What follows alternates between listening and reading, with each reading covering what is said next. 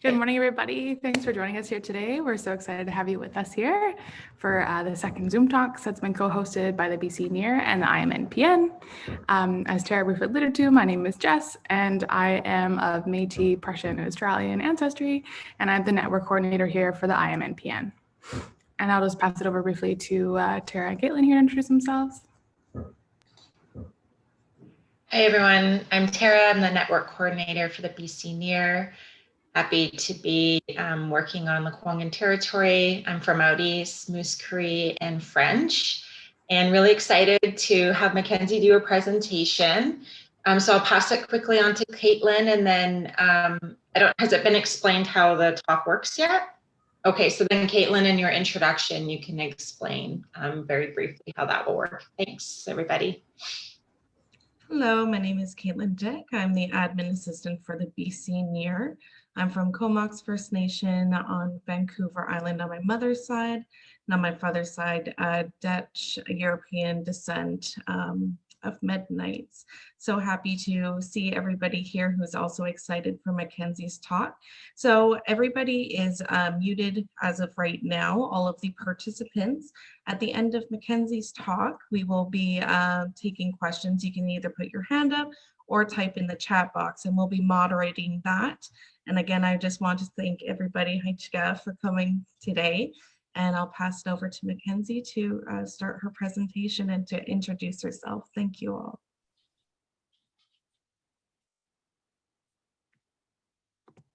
Okay, so thank you so much.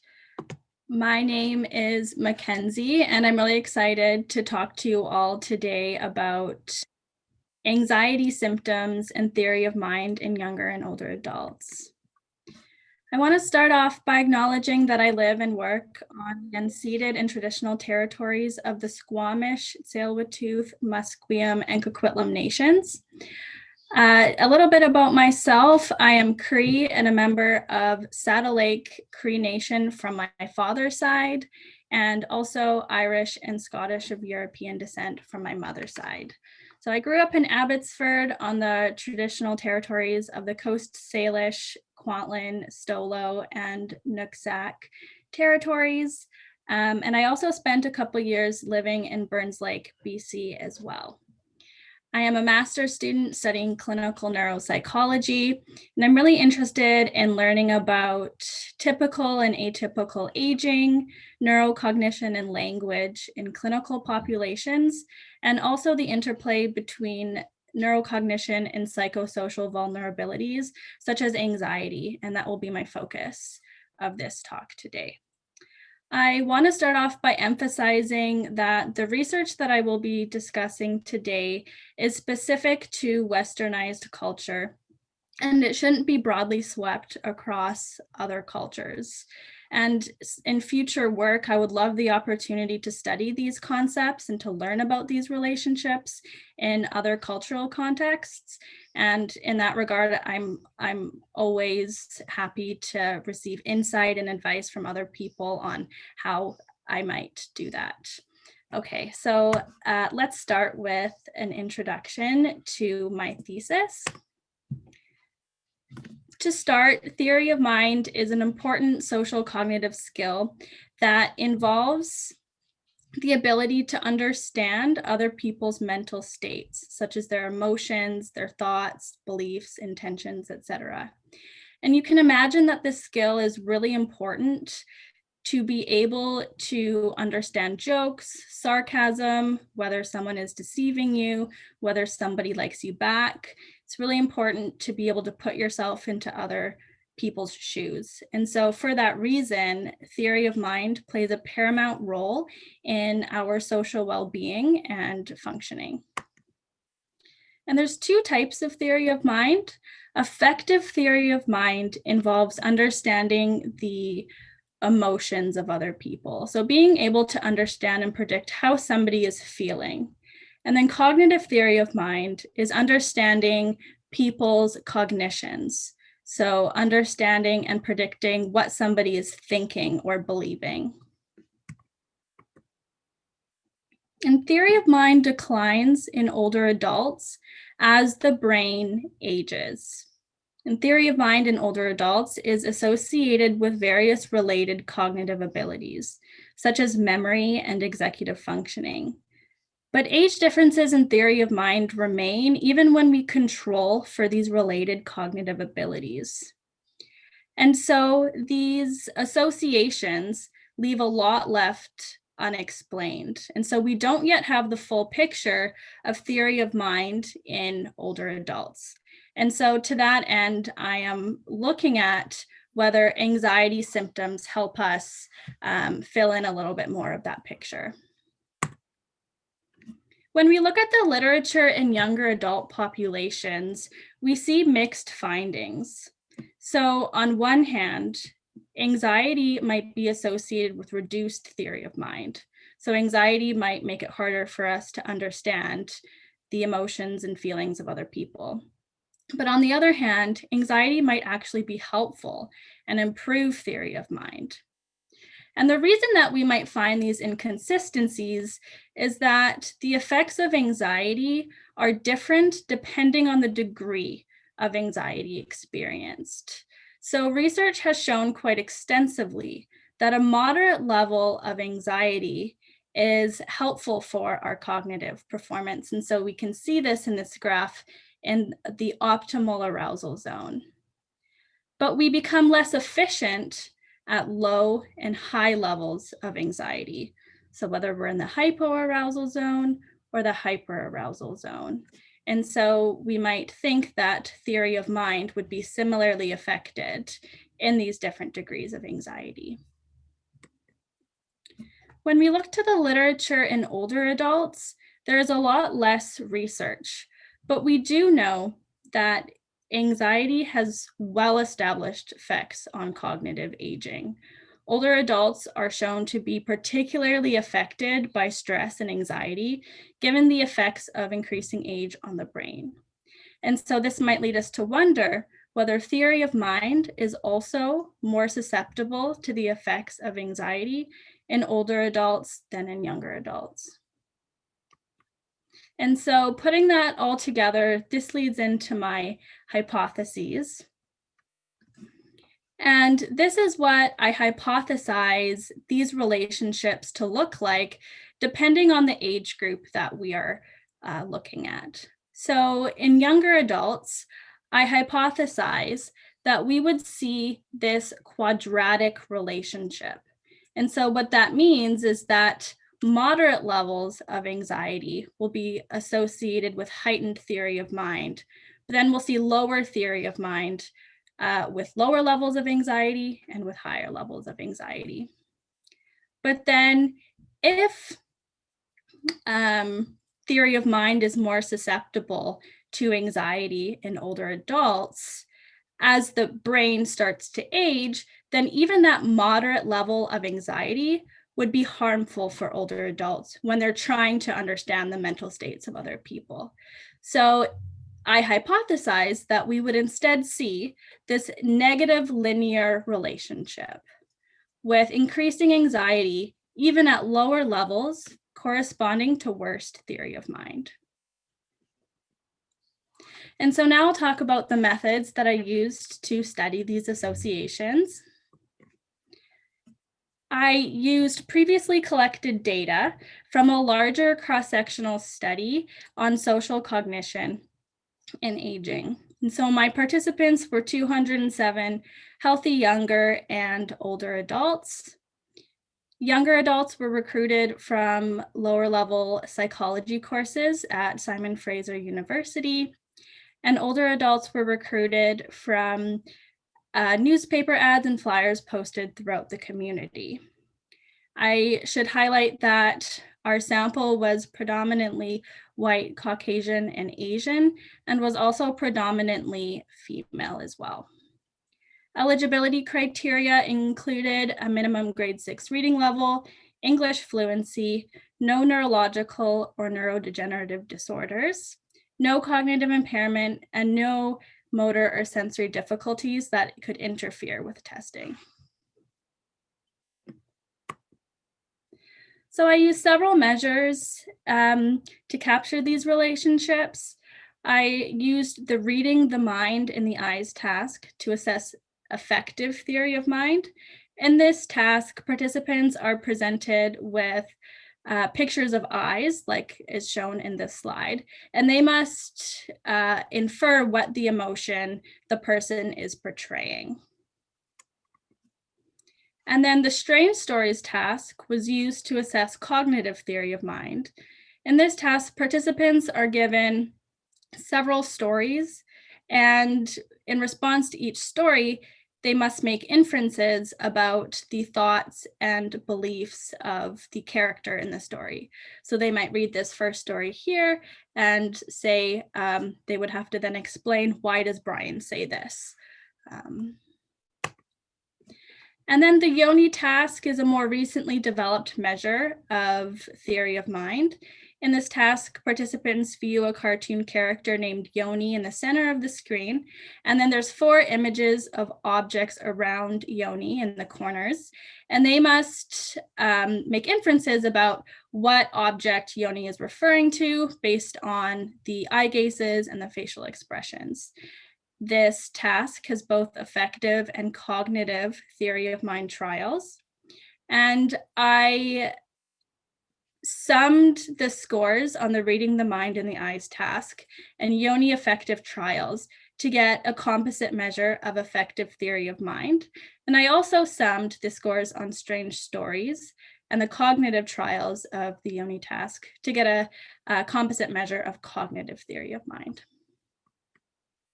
And then to measure anxiety symptoms, I use the multi-dimensional anxiety questionnaire, which assesses the experience of anxiety symptoms over the past month.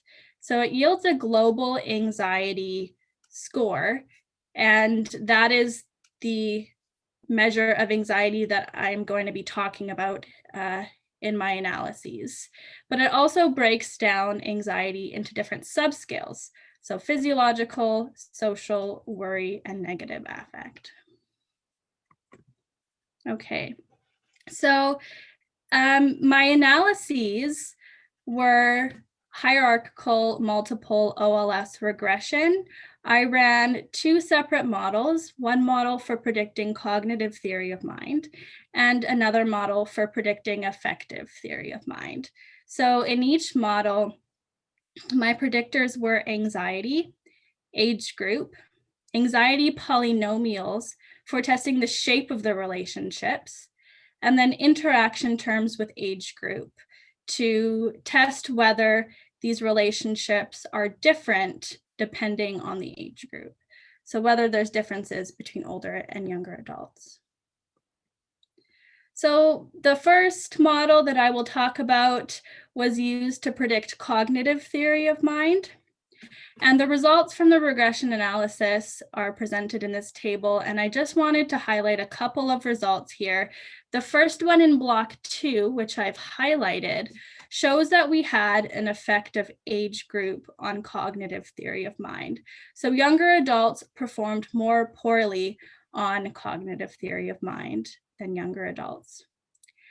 And then in block 4, as I've highlighted, this shows a significant interaction between anxiety and age group, suggesting that the linear relationship was different between older and younger adults. But then the interaction between the age group and the effect of, and the quadratic effect was not significant, showing that the quadratic relationship was not different between age groups. And so I followed up with some analyses in order to look at what was really going on within older and younger adults. And so these were the findings. On the left, you will see a scatter plot of cognitive theory of mind against anxiety in younger adults. And so what we can see here is a clear quadratic relationship where moderate levels of anxiety are associated with the highest theory of mind. And so that was consistent with my hypothesis.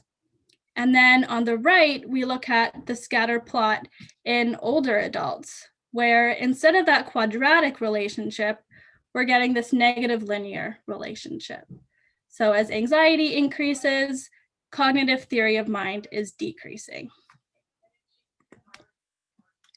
So I also ran this model to predict affective theory of mind instead. There was no quadratic relationships or interactions with age. But similar to the model looking at cognitive theory of mind, there was an affective age group where older adults performed more poorly on affective theory of mind than younger adults. And when we looked at the relationships with anxiety, we found that in the overall sample of younger and older adults, there was a negative linear relationship between anxiety and affective theory of mind. But this effect was marginal and failed to reach significance. So it's a slight effect, and we can see that in these scatter plots, which I have done separately by age group as well.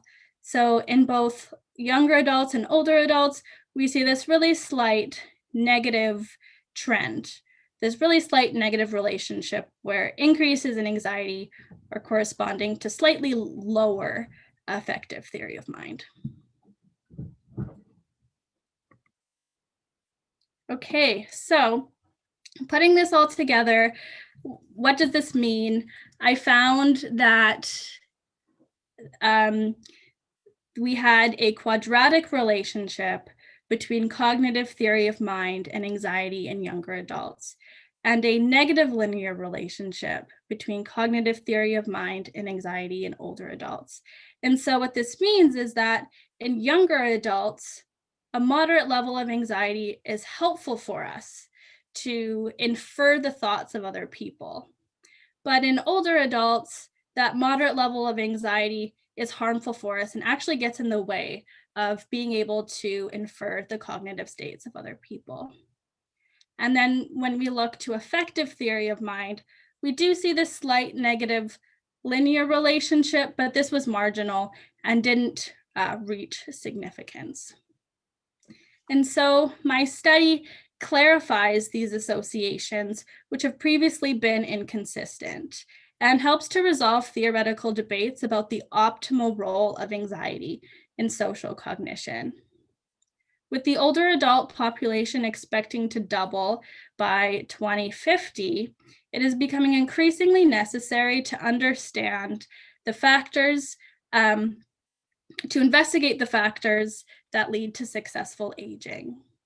And I also want to highlight the drastic economic implications, as our lab has shown how decreases in theory of mind predict increased susceptibility to financial fraud, which is responsible for a loss of $1.8 million per year. So in particular, let's say, for example, we're looking at older adults, increased anxiety might increase their risk for financial exploitation as their theory of mind is decreasing. I want to end by talking about some limitations and directions for future research. My study is based on self-reported anxiety symptoms and is also correlational and cross-sectional in nature. And in this talk, I have considered only global anxiety alone, so overall anxiety.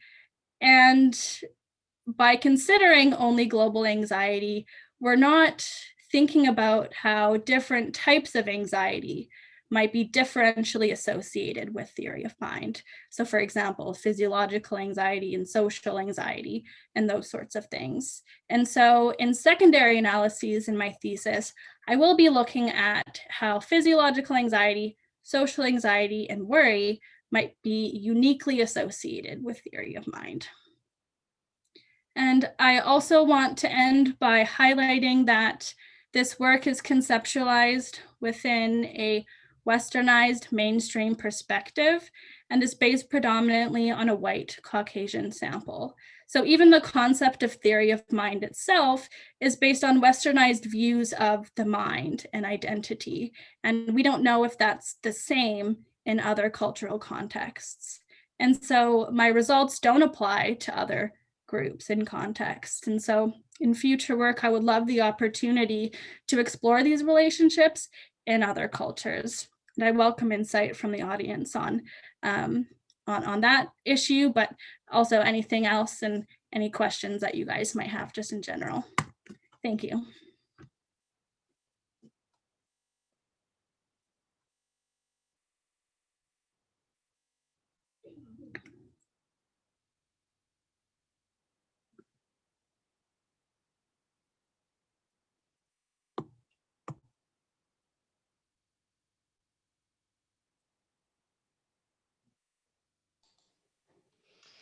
Thank you, McKenzie. Thank you. Are you able to stop sharing your screen? Yeah. Oh, perfect. Laura has a question there. So Caitlin, can you unmute, please?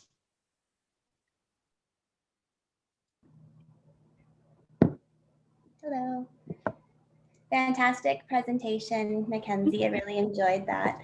I was just curious. I know that in these research samples that we have, the gender is unbalanced for most of the older adults especially. Do you have any general ideas about how gender could really change some of these results that you're seeing? Yeah, so we know that there are differences in both anxiety and theory of mind between genders. And so in my sample, there was an effect of gender on anxiety with females self-reporting more anxiety than males. And so in terms of how that would affect the relationship, we did follow up and do analyses comparing between genders, and the relationship wasn't different. We also did control for gender in these results that we reported, so we were able to extract some of that variance out. In terms of whether anxiety would affect theory of mind differently in males versus females, I don't know if I have an answer for that. I think that I'm not actually sure how that relationship would be different. Thank you.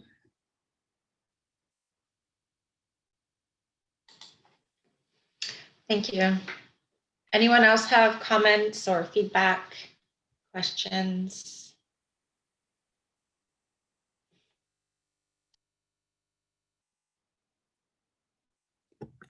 Anna has a question.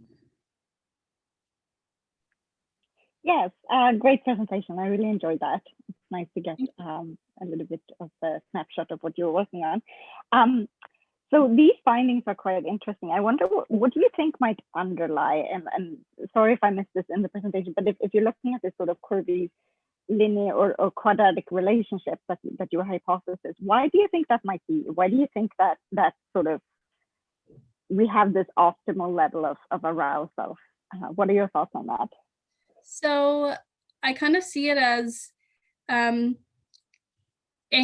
little bit of anxiety helps us become more alert to our environmental and social surroundings. And so that makes sense when we think evolutionarily.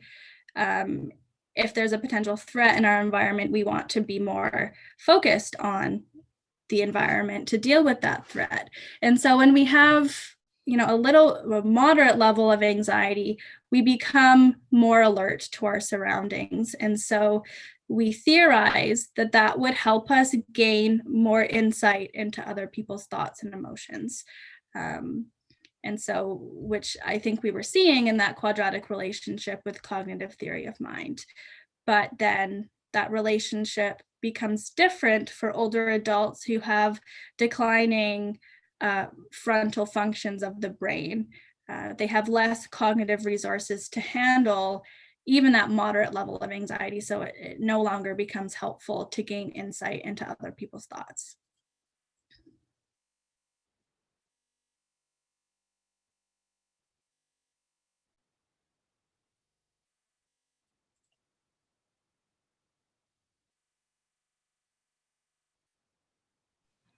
Any other questions or comments? If you're a little shy about speaking, you can ask the question in the chat and we can ask the question or she can read it as well. Any other comments? My only comment is that was a fantastic presentation, really interesting, and thank you so much for sharing. That was really great. Thank you so much. Thank you.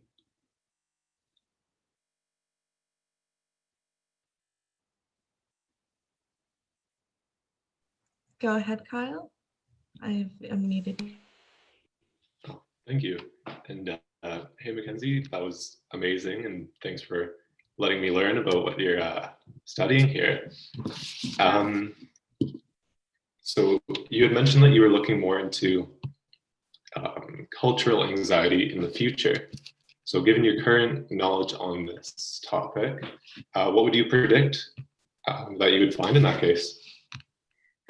So yeah, I wouldn't necessarily look at cultural anxiety, although I think that is another really interesting topic to explore. But what would I find in other cultural contexts? It's very hard for me to say right now because while I was actually doing research on theory of mind in Indigenous populations as an example, and I didn't find one article. And so before I would be able to predict what the relationships might look like, it would be important to establish even what just the concept of theory of mind looks like in, for example, a given Indigenous community. And so theory of mind has been developed in Westernized culture based on Western perspectives of how we view ourselves and how we view other people. And that might not translate directly to another community who views the self and other people differently. And so it's hard to say if I did this exact same study in another culture, what I would find, because I don't think that would necessarily be valid to even look at. And so I think we have a long way to go to be able to talk about what these relationships look like in other cultures. I hope that is a helpful answer. That's brilliant. Yeah, I look forward to hearing more about your research and any papers that are to come of it. Thank you. Thank you very much.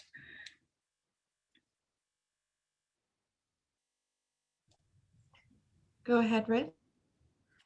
Hi, thank you for that presentation. It was quite interesting. As one of the older folks and male, I was in the limited population.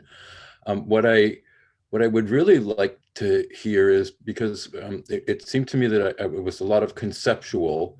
Can you give me some real world examples so I could translate some of the jargon that you've been talking about? If I went and talked to my partner about this, I can't use theory of mind and cognitive this and cognitive that. How would I talk to another person about it who isn't in the scientific, with that kind of ability? Yeah, I like to talk about theory of mind as being able to put yourself into someone's shoes. And I think that we're all familiar with that ability. And so if you think about, I'm trying to give a real world example here. Let's say, you've had a really bad day at work, you're stressed out about all of these deadlines that you have, and you come home and you're having a conversation with your spouse. Well, if you're super anxious already from, your work day, and you go home and maybe you get into an argument, it might be harder for you to put yourself into that person's shoes to see their side of the argument, and then maybe that just exacerbates the argument. Versus if you're less anxious, you're better able to put yourself into that person's shoes and see their side of the story, and then it kind of eases things a little bit. So really, it's just being able to understand people's emotions and being able to understand someone's thoughts, like what someone is thinking. Would you say that helps? It helps, but it doesn't solve my problems, of course. Yeah, and so I think that a reason why I'm excited about this work is that we can use it to inform treatments and interventions. And so if somebody is having social difficulties, we can use these findings to say, hey, anxiety might be an important thing to consider and treat, which can subsequently help hopefully solve some of those social challenges. Great, thank you. I'll yield the floor to other questions. Okay.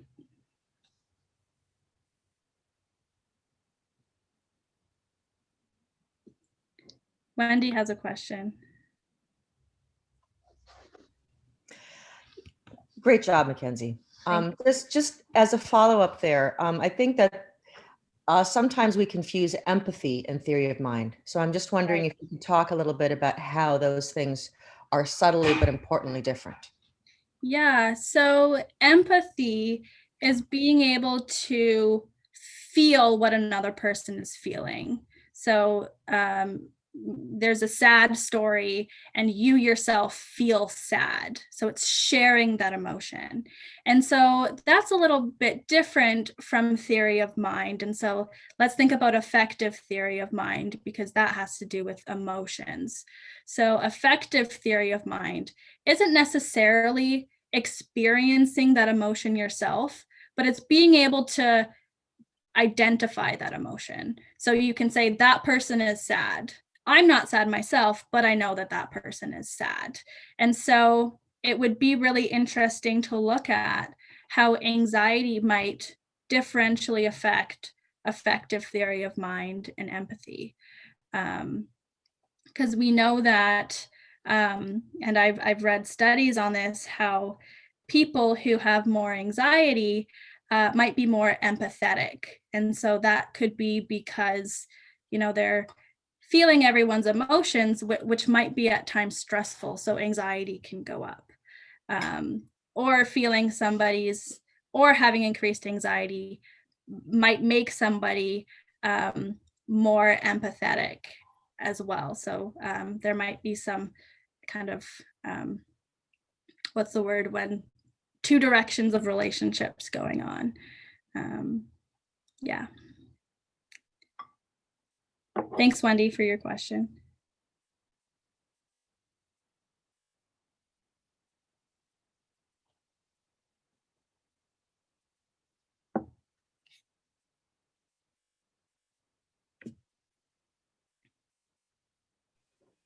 Any other questions before we close today? I'm going through, there's so many great participants in this group here. So I'm tracing, looking for everybody. All right, well, that's the end of our discussion, I believe. Thank you so much, McKenzie, for being a part of the Zoom talk with the IMNPN and BC NEIHR. We look forward to seeing your future research, especially if you delve into the Indigenous community. But thank you again so much. This was such a great presentation. I think everybody's clapping internally. So lots of thumbs up, lots of claps throughout the room. So thank you so much.